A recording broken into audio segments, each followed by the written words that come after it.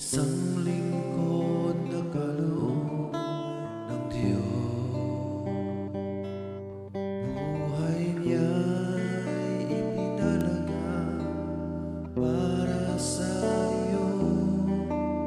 Puso ay binasa, binuuan lang.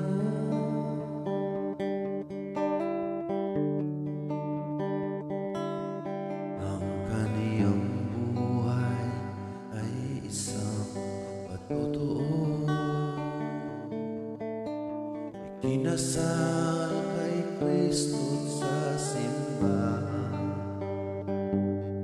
di alintana ang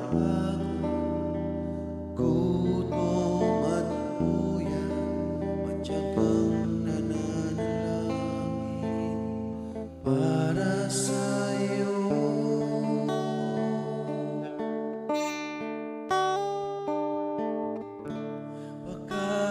Ibigin ang iyong pastor,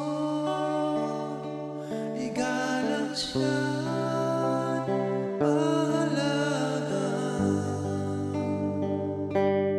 Mga turo niya'y sa puso at sa isip.